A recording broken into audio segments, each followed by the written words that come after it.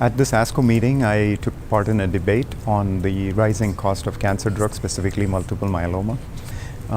The problem is big. The United States alone spends $50 billion a year on just cancer drugs. And that used to be $25 billion in 2012, and it's doubled now in 5 years. And it's expected to double again in the next 5 years. So it's a major concern. Myeloma specifically is only 1% of all cancers, but to treat only patients with multiple myeloma diagnosed in 2017, the drug costs alone will be $20 billion. So it's a massive cost. And why is this? Because every myeloma drug is expensive. It's many myeloma drugs cost more than $100,000 to $150,000 a year. And we take these drugs year after year. Further, these drugs are given in combinations. So when you mix 2 or 3 of them, the cost per year goes up to $200,000 per year or $300,000 per year. So I discussed why cancer drugs are so expensive and what the possible solutions are.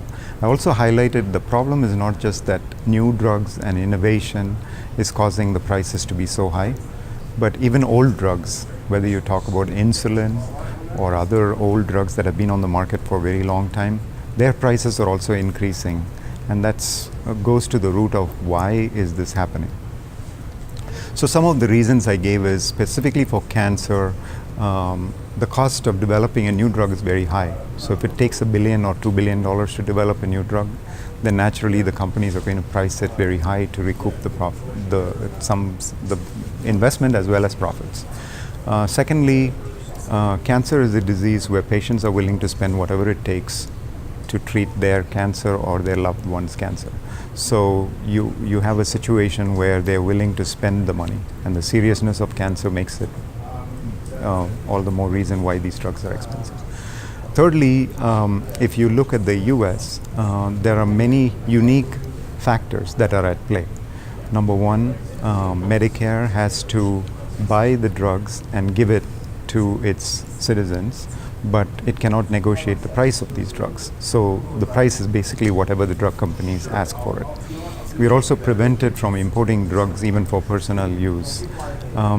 There's also various middlemen who can buy drugs and sell drugs who make a large profit on top of what the manufacturers charge.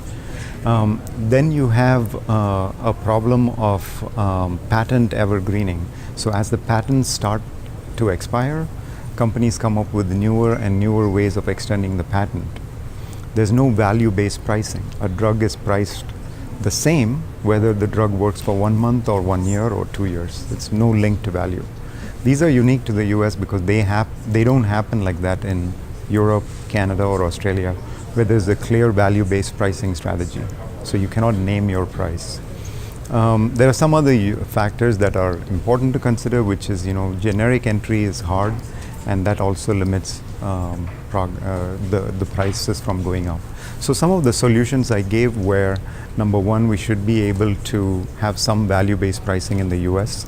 If the US has a value-based pricing system, that will actually help the rest of the world also, because then the negotiations can be quite fair between the parties.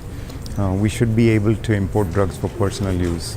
We should have easier entry of generics and biosimilars into the marketplace.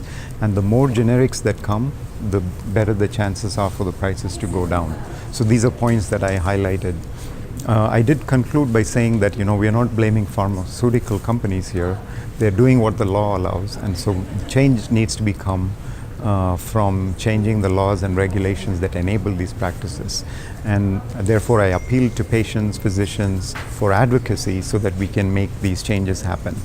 And I also ended by saying that cost is not the only problem. There are many countries where patients participate in these clinical trials, but they don't have access, not just because of cost, but also because regulatory barriers prevent new drugs from entering that fast. So those things also need to be addressed. Overall, it was a very good debate. My opponent had good points as well to make to counter, and we hope that we can carry on this debate on social media as well as in future meetings.